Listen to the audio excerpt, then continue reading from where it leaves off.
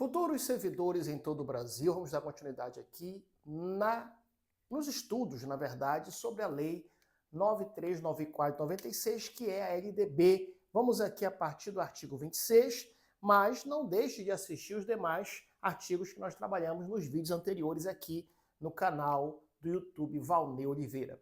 Dê um like nesse vídeo, compartilhe com aquelas pessoas que você sabe que vai fazer um concurso que vai envolver essa lei e também não esqueça de fazer um bom comentário. E convido logo a adquirir esse material completo aqui no valneioliveira.com.br e também me siga no Instagram, _Valnei Oliveira. Hoje deu um problema no nosso WhatsApp, então não sei se vai permanecer o WhatsApp antigo ou terá um novo WhatsApp de contatos. De qualquer maneira, qualquer coisa você mande um direct no Instagram, que esse não vai mudar. Mande um direct no Instagram para ele colocar na lista de transmissão gratuita de dicas do WhatsApp, tá bom? Vamos lá. De qualquer maneira, eu vou colocar aqui o número anterior. Se não estiver funcionando, você manda um direct aqui no WhatsApp que nós vamos lhe colocar, lhe passar um novo WhatsApp, se esse aqui não estiver funcionando nesse momento, de repente foi suspenso, não sei porquê, o nosso número do WhatsApp. Todavia, entretanto, se não estiver funcionando, vamos habilitar outro, mas você manda um direct no Instagram que estaremos lhe informando, tá? Vamos lá, artigo 26, diz assim: os currículos da educação infantil, olha só, agora vai falando de educação infantil, do ensino fundamental e do ensino médio, deve ter base nacional comum a ser completada em cada sistema de ensino e em cada estabelecimento escolar por uma parte diversificada, exigida pelas características regionais e locais da sociedade, da cultura, da economia e dos educandos. Muita atenção, muita cautela nesse artigo 26, que nós temos aqui algo interessante nesse artigo 26. O que, professor? Nós temos aqui nesse artigo 26 um binômio, tá? Que é justamente base comum,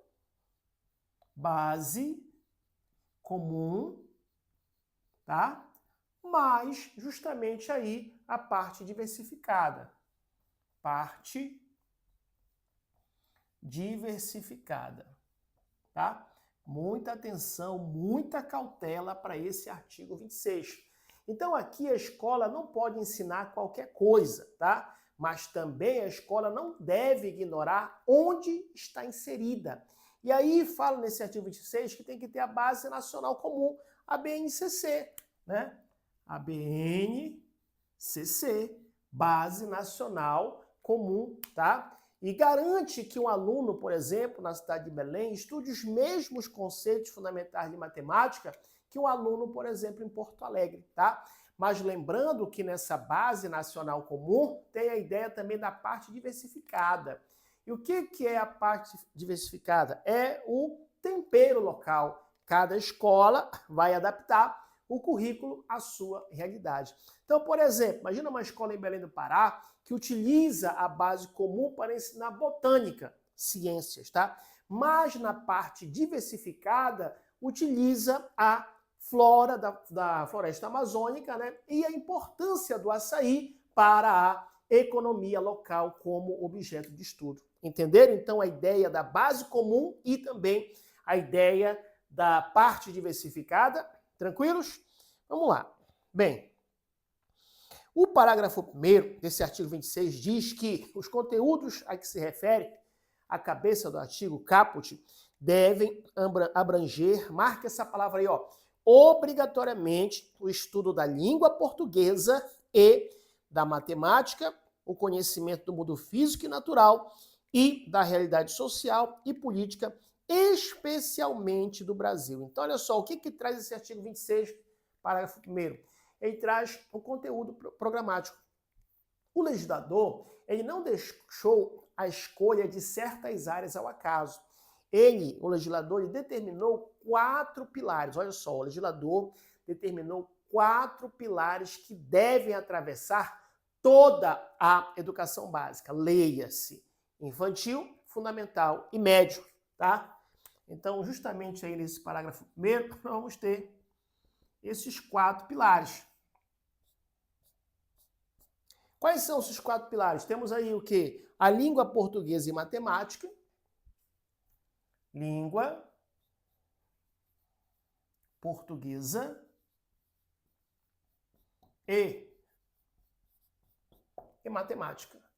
língua portuguesa e matemática é o primeiro pilar, tá? São justamente as ferramentas de comunicação e raciocínio lógico. Sem elas, o aluno não acessa os demais conhecimentos, tá? Temos ainda mundo físico e natural. Mundo físico e natural. No mundo físico e natural, refere-se justamente às ciências, biologia, física, química, né? O aluno precisa entender como é que a natureza ela funciona, tá?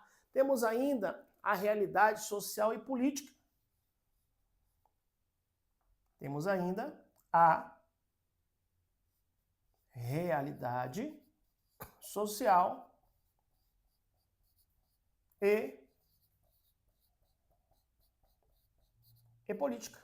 Realidade social e política. Aqui nós temos o quê? Refere-se às humanas, né? A história, a geografia, a sociologia. O foco aqui é formar o cidadão, não apenas um trabalhador, tá? E nós temos também, o quarto pilar. Podemos aqui didaticamente chamar de destaque.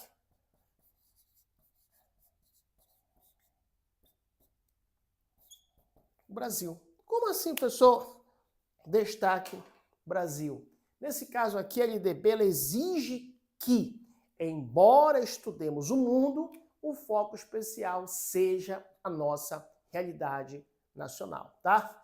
Então, por exemplo, imagine aí, o estudante ao estudar, né, a geografia, a realidade social, em vez de ele focar apenas nos continentes distantes, o professor ele deve obrigatoriamente abordar a formação do território brasileiro, as desigualdades regionais e a organização política do nosso país, tá?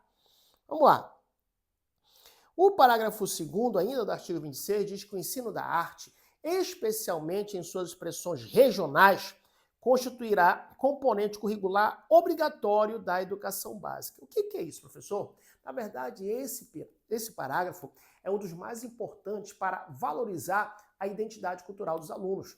Esse parágrafo ele garante que a arte não seja tratada como um tapa-buraco ou apenas recreação, mas como uma disciplina séria e obrigatória em todas as etapas, seja infantil, seja fundamental, ou mesmo, né, seja educação infantil, fundamental, ou mesmo no ensino médio, tá? E aí é importante a gente entender que esse artigo 2º, artigo 26, parágrafo 2º, traz a ideia do ensino da arte, né? A obrigatoriedade da educação básica. Então, mais uma vez, a LDB define a arte como componente curricular obrigatório. Isso significa o quê? Que justamente a arte, deve ter tempos garantidos na grade horária, professor habilitado e avaliação, assim como matemática ou português, tá? O foco aí é justamente nas expressões regionais. A lei traz o termo especialmente em suas expressões regionais.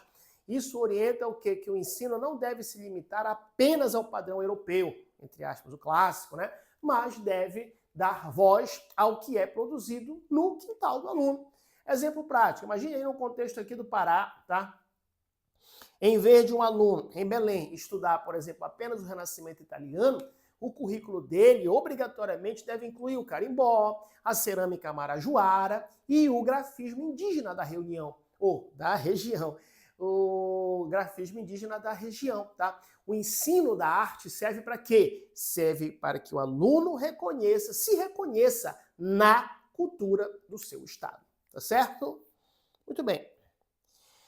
Vamos lá, o parágrafo 3º diz que a educação física integrada, a proposta pedagógica da escola é componente curricular obrigatório da educação básica, sendo sua prática facultativa ao aluno. Olha só, hein? Mais uma vez eu vou ler o parágrafo 3º. A educação física, tá? Integrada à proposta pedagógica da escola é componente curricular obrigatório, olha só, obrigatório da educação básica, sendo sua prática facultativa ao aluno. 1. Que cumpra a jornada de trabalho igual ou superior a 6 horas. 2. Maior de 30 anos de idade. 3. Que estiver prestando serviço militar inicial ou que em situação similar estiver obrigado a praticar a prática da educação física. 4, amparado pelo decreto 1044 de 69. 5 foi vetado. E 6, que tenha prole, que tenha filho, tá? Então, muita atenção aqui nesse parágrafo 3º do artigo 26, que nós temos o que é obrigatório e o que é facultativo em relação à educação física. Então, entenda uma coisa, a educação física, ela é componente curricular obrigatório, tá? Mais uma vez, a educação física, ela é componente curricular obrigatório. O que isso significa? Significa que ela deve constar no currículo, deve ter professor e deve ter proposta pedagógica, tá? O que a lei permite é que determinados alunos sejam dispensados da prática, tá? O exercício físico, o jogo, o esporte, mas eles continuam vinculados à disciplina, tá? E aí é interessante ficar atento a essas hipóteses de dispensa da prática, tá? A lei, ela traz aí uma proteção para o aluno que já possui um desgaste físico ou uma realidade de vida que inviabiliza a prática esportiva escolar. Inciso 1 falou de quem? Falou do trabalhador, inciso 1, né? Imagina aquele aluno que já tem jornada de 6 horas, se o aluno já trabalha o dia todo, a lei entende que ele já exerce esforço físico ou mesmo tempo laboral suficiente, tá? O inciso 2 trata da idade, né? Maior de 30 anos, marca essa idade, maior de 30 anos, comum, por exemplo, em turmas de EJA, né? Da educação de jovens e adultos. Inciso 3 fala da ideia do militar, né? Quem já faz treinamento físico militar não precisa repetir a dose na escola, digamos assim, tá? O inciso 4 fala sobre a questão de saúde, porque o decreto-lei 1044 de 69, ele trata de alunos com doenças ou condições físicas que exijam repouso ou mesmo tratamento especial, tá? E o inciso 6 fala sobre a família. Aquele aluno, aquela aluna que tem prole, tem filhos, tá? A lei reconhece a carga de tempo e o esforço na criação desses filhos. Então, muita atenção, muita cautela. Esse parágrafo 3º, eu acredito que ele é forte candidato para cair na sua prova, tá? O parágrafo 4º diz que o ensino da história do Brasil levará em conta as contribuições das diferentes culturas e etnias para a formação do povo brasileiro, especialmente, marque aí, não é somente, não é exclusivamente, é especialmente das matrizes indígenas, africanas e europeia. Muita atenção nesse artigo 26, parágrafo 4º, que nós temos o triângulo das matrizes, tá? O conceito de matrizes, o que é essas matrizes aí, tá? O legislador, ele utiliza o termo matrizes para quê? Justamente para indicar que essas culturas não são apenas, entre aspas, detalhes na história, não, mas os próprios pilares que sustentam o povo brasileiro, tá? Muita atenção justamente aí para este parágrafo 4º, artigo 26. Artigo 26, colocar bem aqui, parágrafo 4º. Aí nós temos o quê? Temos aí a matriz, nós falamos indígena,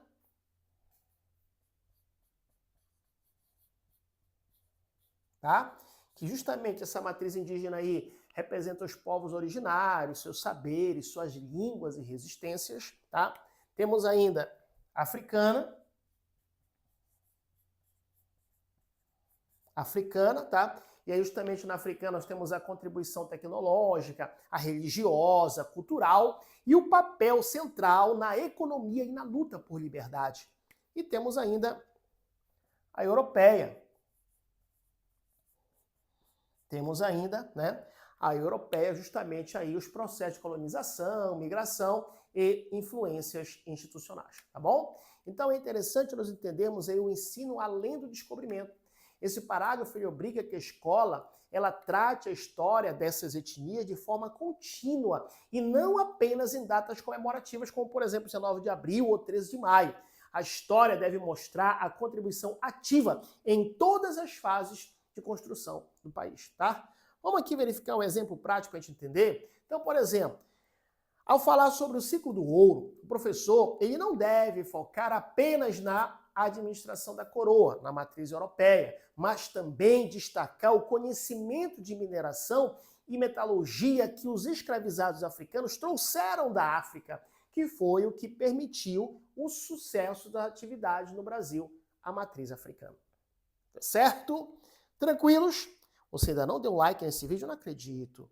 Dê um like nesse vídeo, compartilhe com as pessoas que você sabe que vai fazer o concurso e vai precisar dessa lei 93, 94, 96, fala lá, olha no site Valnei Oliveira, na plataforma Valnei Oliveira, melhor, no canal do YouTube Valnei Oliveira, você assiste logo até a metade da lei. Aí, se você quiser assistir tudo, fala para o seu colega. Manda ele adquirir aqui no valneioliveira.com.br, paga no Pix, no cartão de crédito, no boleto bancário, já vai se liberar para você e também terão questões aqui, tá? Do estilo que a banca cobra na tua prova. Vamos lá.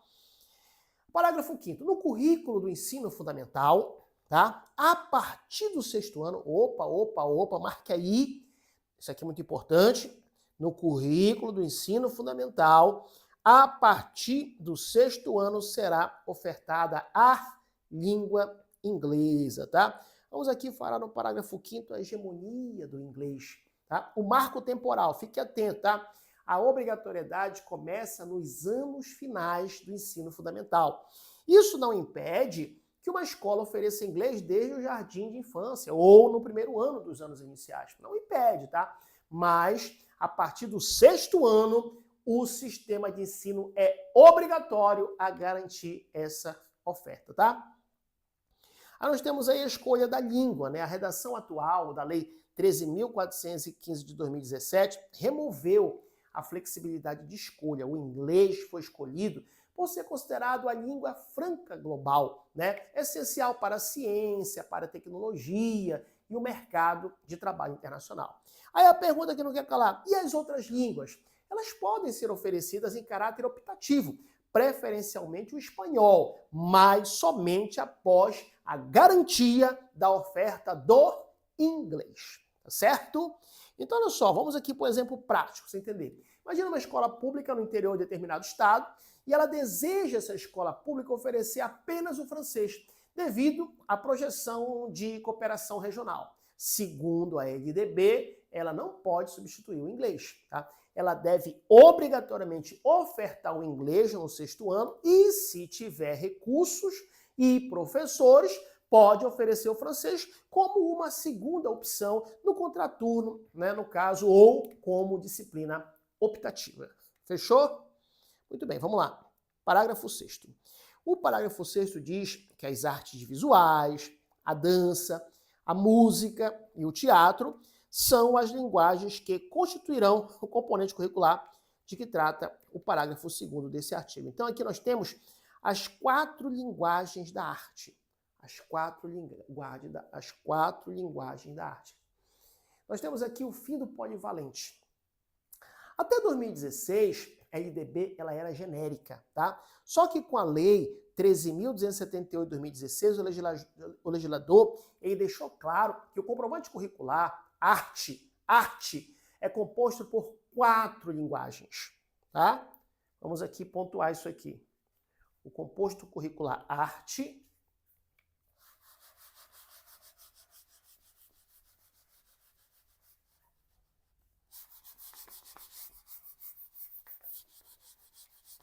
vamos lá. Muito interessante isso aqui, tá? Muito interessante isso aqui. Vamos lá. Olha só, quando se fala aqui, tá? No parágrafo 6º, justamente aí do artigo... só para a gente pontuar aqui, isso do artigo 26, né? Parágrafo 6º, deixa eu ver aqui, ok. Aqui, parágrafo 6º do artigo 26, ok.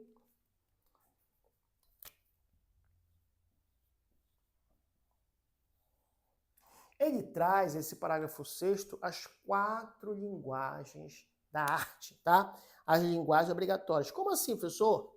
Tome nota. As artes visuais,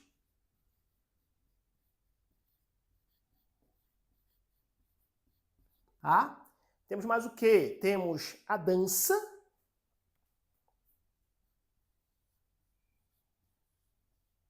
Temos mais o quê? A música. E temos mais o quê? O teatro, tá? Então, as artes visuais, a dança, a música e o teatro, tá? No que se refere às artes visuais, né? Além do desenho, e da pintura, inclui também a escultura, a fotografia, vídeo e artes digitais, tá? Já em relação à dança, foca na expressão corporal e no conhecimento dos ritmos, tá? Em relação à música, envolve aí a percepção sonora, a história da música e a prática instrumental ou mesmo vocal.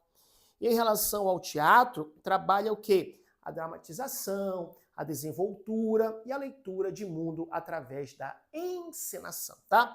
Vamos por exemplo prático aqui para a gente entender. Imagina uma escola que ela não pode passar o ano inteiro apenas fazendo desenhos para datas comemorativas, tá? Para que ela possa cumprir a LDB, o planejamento anual deve alternar ou integrar projetos que envolvam o corpo, dança, teatro e som, música, além das artes plásticas tradicionais. Fechou? Tranquilos?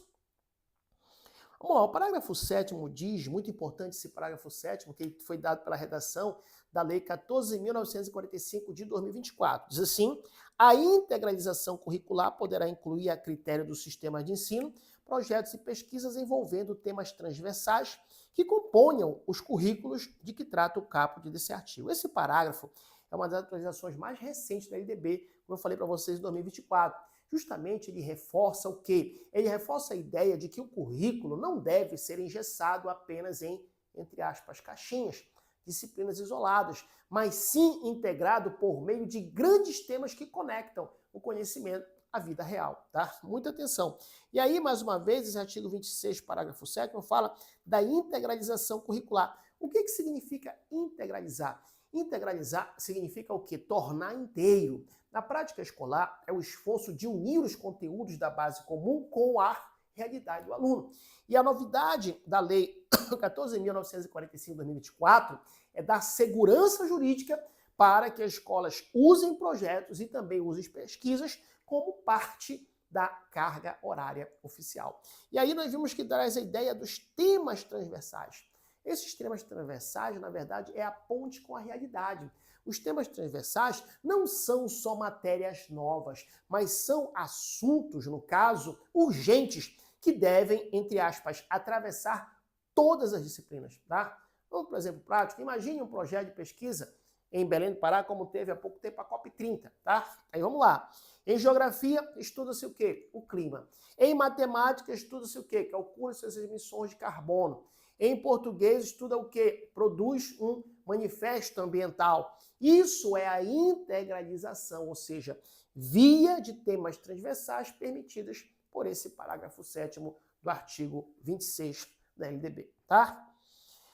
O parágrafo 8º diz que a exibição de filmes, isso aqui é muito importante, viu? Muito importante, marque esse parágrafo 8º, diz que a exibição de filme de produção nacional constituirá componente curricular complementar integrada à proposta pedagógica da escola, sendo a sua exibição, marque aí, que a banca vai querer colocar, por no mínimo 3, por no mínimo 4, não, marque aí, ou por no mínimo 2 horas semanais, mas não, marque aí, por no mínimo o quê? 2 horas mensais, tá? Então, esse artigo 26, parágrafo 8º, ele traz o cinema na escola, tá? Não esqueça, 2 horas mensais no mínimo. Então, a lei ela estabelece uma carga horária mínima de 2 horas por mês. O objetivo aqui não é apenas assistir o filme, mas justamente utilizá-lo como um componente curricular complementar. Isso significa que o filme deve estar conversando com o que está sendo ensinado em sala de aula, tá? Então, a ideia é integrado à proposta pedagógica.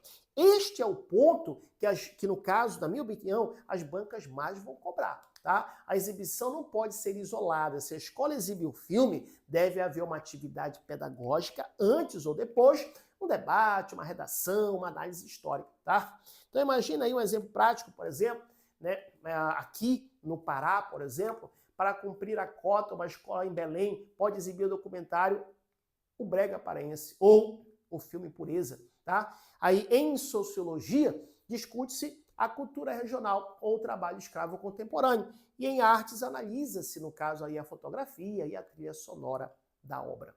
Fechou? Tranquilos? O parágrafo 9º diz assim, ó. Conteúdos relativos aos direitos humanos e à prevenção de todas as formas de violência contra a criança, o adolescente e a mulher serão incluídos como temas transversais nos currículos de que trata o caput desse artigo, observado as diretrizes da legislação correspondente e a produção e distribuição de material didático adequado a cada nível de ensino. Muita atenção, muita cautela. Esse parágrafo é uma das atualizações mais importantes da LDB nos últimos anos, ali na Lei 14.164 de 2021. Ele transforma a escola em um escudo social, obrigando que o currículo enfrente temas delicados, mas essenciais para a proteção da vida e também para a proteção da dignidade. Aqui nós temos a ideia da proteção e direitos humanos, tá? São os conteúdos de... O que são os conteúdos de proteção, tá? A lei, ela não quer apenas que o aluno saiba os seus direitos. Não, não só isso. Mas que a escola seja um espaço de prevenção. E no caso, os conteúdos focam em 3 grupos vulneráveis. Quais são? Crianças e adolescentes, né? Traz a ideia aí da prevenção contra abuso, contra exploração e mesmo contra o bullying. Mulheres, combate à violência doméstica e ao feminicídio. E os direitos humanos, que traz a noção de igualdade, de respeito e de cidadania, tá? Aí a pergunta que não quer calar, mas o parágrafo respondeu, mas como ensinar isso? Com temas transversais. A lei determina que esses assuntos sejam temas transversais. O que isso significa? Significa que não haverá uma prova de violência contra a mulher, mas o assunto deve aparecer em várias frentes. Por exemplo, em biologia, exemplo hipotético, tá? Estudar o corpo e o respeito ao espaço físico do outro. Em história, sociologia, estudar as lutas pelos direitos civis e a Lei Maria da Penha. Em português, por exemplo, analisar textos e campanhas publicitárias de conscientização, tá? Então perceba aí que isso é muito importante. Traz a ideia também, a LDB, do material didático próprio. A LDB, ela exige que o governo produza e distribua material adequado a cada nível. Não se fala de violência da mesma forma com uma criança de 5 anos e um jovem de 17 anos. Então o material deve ser pedagógico e protetivo, tá? Então, por exemplo, prático, imagine aí uma escola que realiza, por exemplo, a Semana Escolar de Combate à Violência contra a Mulher, prevista, né, pela mesma lei, a Lei 14.164 de 2021.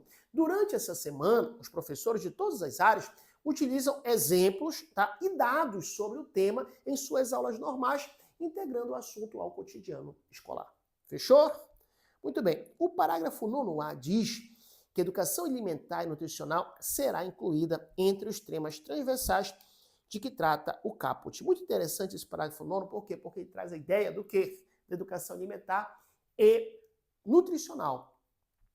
E o que é educação alimentar na escola? Olha, educação alimentar na escola, entenda, não se trata de uma nova disciplina com prova e nota. Não, mas de um tema transversal. O objetivo aqui é que o aluno compreenda a relação entre o que ele, no caso, consome e o funcionamento do seu corpo, além de entender os impactos sociais e ambientais da produção de alimentos. Aí a pergunta que não quer calar, professor, como aplicar isso como tema transversal, tá? A beleza da transversalidade é que o professor pode usar o alimento como objeto de estudo em qualquer matéria. Por exemplo, em ciências e biologia, por exemplo, estudar os nutrientes, os carboidratos, as proteínas, as vitaminas e como o corpo os processa, né? Em geografia, discutir o agronegócio, a agricultura familiar e a origem dos alimentos que chegam à mesa. Em matemática, por exemplo, analisar rótulos de produtos, calcular a quantidade de açúcar e o refrigerante ou mesmo trabalhar com proporções e calorias. E em história, pessoal, estudar como a alimentação mudou ao longo dos séculos e a influência das matrizes, a matriz indígena, africana e europeia na nossa culinária. Vamos, por exemplo, prático. Imagina aqui o contexto no estado do Pará, por exemplo. Uma excelente forma de aplicar esse parágrafo em escola da nossa região é trabalhar a sazonalidade das frutas amazônicas. Imagina que o professor ele pode mostrar o valor nutricional do açaí, do bacuri e do cupuaçu, incentivando justamente o consumo da produção local em vez de produtos ultraprocessados. Isso une a educação alimentar, que nós vimos aqui do artigo 26, parágrafo 9A, com a parte diversificada do currículo que a gente viu lá no caput do artigo 26, que exige considerar as características regionais. Entenderam, então, essa prática? Muito bem. Vamos para o parágrafo 10. O parágrafo 10, ainda do artigo 26, ele fala a inclusão de novos componentes curriculares, né, de caráter obrigatório na Base Nacional Comum Curricular. Dependerá de aprovação do Conselho Nacional de Educação e de homologação pelo Ministério de Estado da Educação. O que é isso, pessoal? Na verdade, esse artigo 26, parágrafo 10, ele traz a blindagem do currículo, tá? Aqui traz a ideia do rito de passagem, a ideia da escada hierárquica. O que é isso, professor? Para que uma matéria nova, como educação financeira ou o direito na escola, se torne obrigatória em todo o Brasil, não basta uma vontade isolada, tá? Ela precisa subir 2 degraus fundamentais. Qual, professor? O primeiro degrau, que é o degrau técnico, né? Que é justamente a aprovação do Conselho Nacional de Educação. Lembra que o Conselho Nacional de Educação, ele é órgão de especialistas que avaliam se aquela inclusão é pedagogicamente viável e necessária.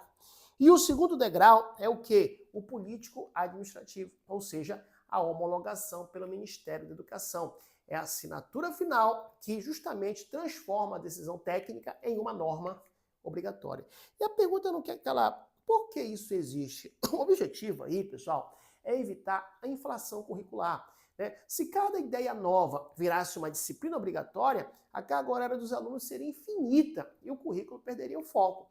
Então, esse parágrafo, ele garante que a BNCC, que é a Base Nacional Comum Curricular, ela seja preservada como um documento estável, tá? Vamos, por exemplo, prático entender, imagina que surja um projeto de lei, exemplo hipotético, tá? Querendo tornar culinária regional, entre aspas, uma disciplina obrigatória em todas as escolas do país. O que acontece? Mesmo que o projeto ele passe lá no Congresso, para ele entrar na BNCC como componente obrigatório, ele terá que passar pelo crivo técnico do Conselho Nacional de Educação e depois pela caneta do ministro. Sem esse rito que nós falamos do parágrafo 10, a mudança não tem validade para a base nacional, tá? O parágrafo 11 diz que a educação digital, com foco no letramento digital e no ensino de computação, programação, robótica e outras competências digitais, será componente curricular do ensino fundamental e do ensino médio. Muita atenção para esse artigo 26, parágrafo 11, que traz a ideia aí da era da educação digital. E o que é o letramento digital, pessoal?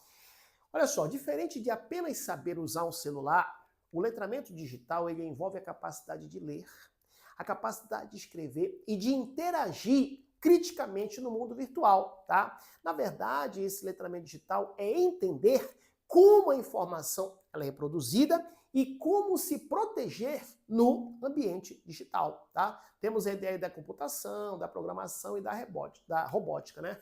A lei agora, ela exige que a escola ensine a linguagem do futuro. Quando fala em computação e programação, não é para todos virarem programadores, claro que não, né? Mas para desenvolverem o pensamento computacional. O que seria, professor, esse pensamento computacional? A capacidade de resolver problemas complexos, dividindo-os em partes menores, tá? No que se refere à robótica, que diz aqui, une a teoria à prática, envolvendo física, matemática e lógica, tá? A pergunta que não quer calar, quem é o público-alvo aqui? Fundamental e médio. Note que a obrigatoriedade é para o ensino fundamental e médio. Educação infantil não foi citada nesse parágrafo. Cuidado, hein? A banca pode colocar isso na tua prova. Mais uma vez, bem claro que a obrigatoriedade é para o ensino fundamental e médio. A educação infantil não foi citada nesse parágrafo específico. Embora a BNCC já recomende o contato lúdico com a cultura digital desde cedo, tá? Vamos para um exemplo prático, olha só. Em vez de apenas usar um editor de texto para fazer um trabalho, tá? Os alunos do 9º ano, eles podem, em uma aula de educação digital, criar um pequeno jogo ou um aplicativo simples que resolva um problema da escola, como um sistema hipotético de reserva de livros da biblioteca. Isso é aplicar a programação e a robótica de forma pedagógica. Tá certo? Tranquilos? Olha só, o artigo 26A diz, no estabelecimento de ensino fundamental e de ensino médio, públicos e privados, torna-se obrigatório o estudo da história e cultura afro-brasileira e indígena. Muita atenção aí, pessoal, nessa ideia dessa abrangência total. Note que a lei, ela não faz distinção. A obrigatoriedade, ela vale tanto para escolas públicas como também para as escolas privadas, tá? Note aí a evolução legislativa. A Lei 10.639 de 2003 incluiu primeiro a cultura africana. Aí somente em 2008, com a Lei 11.645, é que os povos indígenas foram incluídos com o mesmo peso de obrigatoriedade, tá? O parágrafo 1º diz que o conteúdo programático a que se refere esse artigo incluirá diversos aspectos da história e da cultura que caracterizam a formação da população brasileira, a partir desses dois grupos étnicos, tais como o estudo da história da África e dos africanos, a luta dos negros e dos povos indígenas do Brasil, a cultura negra e indígena brasileira e o negro e o índio na formação da sociedade nacional, resgatando as suas contribuições nas áreas social, econômica e política pertinentes à história do Brasil. O que ele trata, esse parágrafo 1º? Na verdade, ele traz o resgate do protagonismo. O que ensinar? O foco aqui é o protagonismo, tá? Não se deve ensinar apenas, entre aspas, o sofrimento, a escravidão ou mesmo os massacres, mas sim as contribuições. Também as contribuições, tá? Por exemplo, na área social e política, formas de organização, resistência, os quilombolas e as confederações indígenas e as lideranças. Na área econômica, conhecimentos técnicos em agricultura, mineração e medicina, trazidos, no caso aí, ou desenvolvidos por esses povos, né? E também a cultura, justamente a influência na língua, a influência na religiosidade, na culinária e filosofia, tá? O parágrafo 2º diz os conteúdos referentes à história e cultura afro-brasileira e dos povos indígenas brasileiros serão ministrados no âmbito de todo o currículo escolar, em especial, cuidado, não é exclusivamente, em especial nas áreas de educação artística e de literatura e história do Brasil. Aqui, nesse parágrafo 2º, traz a ideia da transversalidade. Onde ensinar, né? Embora a lei diga que deve estar em todo o currículo, ela aponta 3 áreas carro-chefe. Não esqueça, marquei, ó, a história, a literatura e a educação artística, tá? A história, justamente para recontar os fatos sob novas perspectivas. A literatura, para quê? Para ler autores negros e indígenas e analisar, no caso aí, as suas obras, né? E na educação artística, justamente para valorizar a estética, a música e as artes visuais dessas matrizes, tá? Vamos para exemplo prático, aqui no Pará, por exemplo, imagina numa aula de história sobre a cabanagem, o professor ele não foca apenas nos líderes políticos da elite, mas ele destaca, por exemplo, a participação maciça de indígenas e negros escravizados e libertos que lutavam por dignidade na região amazônica. Isso é aplicar o artigo 25A na prática regional. Tá? Vamos lá, artigo 25B, diz assim, no estabelecimento de ensino fundamental e médio, públicos e privados, é obrigatória a inclusão de abordagens fundamentadas, no caso aí, né, nas experiências e nas perspectivas femininas nos conteúdos curriculares. Muita atenção, isso foi incluído, né, pela Lei 14.986 de 2024. Preste atenção, pessoal. Esse é um dos artigos mais quentes para os concursos aqui, para os seus concursos, tá?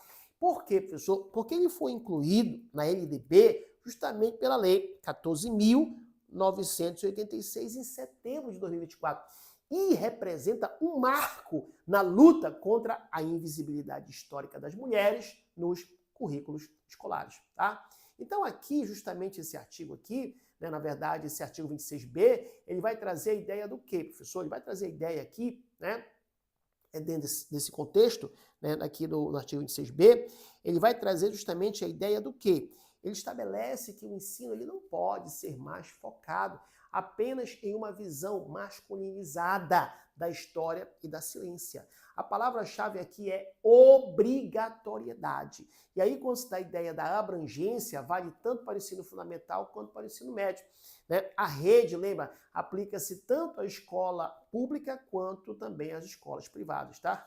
E aí, um raciocínio aí. O que significa essa perspectiva feminina? Olha só, não se trata aqui apenas de citar nomes de mulheres, mas de analisar os fatos através das vivências delas, tá? É mudar a pergunta de quem foi o herói dessa guerra para onde estavam e o que faziam as mulheres durante esse processo histórico, tá? Então, bora para um exemplo prático. Imagina uma aula de ciências química, né, sobre a tabela periódica, tá?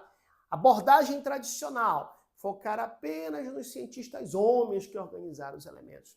Abordagem pelo artigo 26b, inclui a história, por exemplo, de Marie Curie, a única pessoa a ganhar 2 prêmios Nobel em áreas científicas diferentes. Ou mesmo o de Alice Ball, que desenvolveu o tratamento para a hanseníase, tá? Então, o professor, ele deve destacar não só o feito científico, mas os desafios que essas mulheres enfrentaram para ocupar esses espaços. Fechou? O parágrafo único diz que as abordagens que se referem a esse artigo devem incluir diversos aspectos da história da ciência, das artes e da cultura do Brasil e do mundo, a partir das experiências e das perspectivas femininas, de forma a resgatar as contribuições, as vivências e as conquistas femininas nas áreas científica, social, artística, cultural, econômica e política.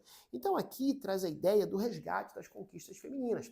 A base legal, mais uma vez, a Lei 14.986 de 2024. O texto aqui, ele exige que a escola ela vá além da superfície. Não basta uma menção isolada. As abordagens devem ser abrangentes, ou seja, devem cobrir o Brasil e o mundo. Elas devem ser multidisciplinares, ou seja, na ciência, nas artes, na história, na cultura, na economia, na política, e elas devem ser reparadoras, ou seja, o objetivo central é o resgate. A lei reconhece que houve um, entre aspas, apagamento das mulheres e ordena que o currículo devolva esse protagonismo, tá? Vamos para um exemplo prático? Imagine ali o resgate na economia e na política. Muitas vezes, a história da economia brasileira é ensinada apenas pelo viés dos grandes ciclos, o ouro, o café, a borracha e dos homens que o lideram. Como seria a aplicação aqui da lei? O currículo agora deve incluir o que? A perspectiva econômica das mulheres, com o papel das mulheres escravizadas de ganho, que no caso aí foram fundamentais na economia urbana do Brasil, colonial, ou mesmo a luta das sufragistas brasileiras, como Berta Lutzy, que, além do voto, lutavam por direitos trabalhistas femininos. Tá certo? Vamos para o artigo 27. O artigo 27 vai ficar para o próximo bloco. Não esqueça de adquirir esse material completo aqui no valdeoliveira.com.br e aguardo você, né, rumo à sua aprovação e classificação. Aquele abraço.